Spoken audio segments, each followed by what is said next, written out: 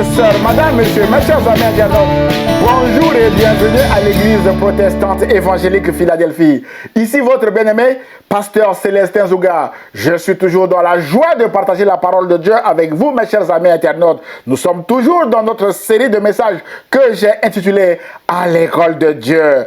Et le titre de notre message d'aujourd'hui est Lâchez prise, Dieu est au contrôle de votre vie, mes chers amis internautes. Frères et sœurs, mes chers amis, la vie de Moïse est riche en enseignements sur le lâcher-prise. C'est ce que nous allons voir aujourd'hui à l'école de Dieu. Frères et sœurs, alors que Moïse n'était qu'un bébé, ses parents devaient lâcher prise sous la pression de Pharaon et laisser partir le petit bébé Moïse sur les eaux de l'Égypte. Mais la bonne nouvelle est dans cette déclaration de Dieu en Ésaïe chapitre 43 verset 2 où Dieu a dit que si tu traverses les eaux, je serai avec toi. Et les fleuves, ils ne te submergeront point, mes bien-aimés. Frères et sœurs, les eaux de l'Égypte n'ont pas submergé Moïse. Bien au contraire, les eaux de l'Égypte ont permis à Moïse d'entrer dans sa destinée. Frères et sœurs, mes chers amis, la Bible déclare en Romains chapitre 11, verset 33 que les jugements de Dieu sont insondables et ses voies sont incompréhensibles. Alors que Pharaon projetait de tuer tous les bébés garçons juifs, Dieu fera concourir les agissements de Pharaon au bien de Moïse en particulier et de tout son peuple en général en confiant Moïse à la fille de Pharaon qui le traînera dans le palais royal de son père pendant 40 ans, mes bien-aimés. C'est pourquoi le psalmiste déclare dans le psaume 33, versets 8 à 12 que toute la terre craigne l'Éternel, que tous les habitants du monde tremblent devant lui. Car il parle et la chose arrive. Il ordonne et elle existe. L'Éternel renverse les plans des nations. Il vient de renverser ici les plans de Pharaon. L'Éternel anéantit les projets des peuples. Mais les plans de l'Éternel subsistent éternellement et les projets de son cœur de génération en génération. Heureuse la nation dont l'Éternel est le Dieu.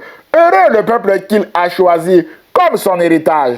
Mon frère, ma soeur, nos ennemis ont des plans pour nous. Mais la bonne nouvelle est que l'Éternel est celui qui renverse les plans des nations et qui renverse aussi les plans de nos ennemis, mes bien-aimés. Et c'est l'Éternel qui anéantit également les projets de nos ennemis contre nous. C'est pourquoi nous devons continuer de faire confiance à notre Dieu, mes bien-aimés. Le plan de Pharaon était d'éliminer tous les bébés garçons juifs, mais le plan de Dieu pour lequel Moïse était né était de libérer le peuple de Dieu de l'esclavage en Égypte. Les plans de l'Éternel subsistent éternellement et les projets de son cœur de génération en génération. C'est pourquoi le plan de Dieu pour Moïse est resté le même malgré les agissements de Pharaon. Moïse sera chargé de dire à Pharaon de la part de Dieu de lâcher prise et de laisser partir mon fils Israël d'après Exode chapitre 4 verset 23 ou encore laissez aller mon peuple d'après Exode chapitre 9 verset 1er. Mon frère, ma soeur, peut-être que vos collègues de travail, votre famille ou même vos proches forment actuellement des projets iniques contre vous. Mais bien aimés, ne prenez pas les mêmes armes que eux. Lâchez prise et confiez-les à Dieu qui s'occupera de leur rétribution. Car il est écrit, ne vous vengez point vous-même, bien-aimés, mais laissez agir la colère de Dieu. Car il est écrit, à moi la vengeance, à moi la rétribution, dit le Seigneur, d'après Romains chapitre 12, verset 19. Mon frère, ma soeur, peut-être que votre enfant est aussi parti de la maison sans laisser d'adresse et vous en êtes triste actuellement.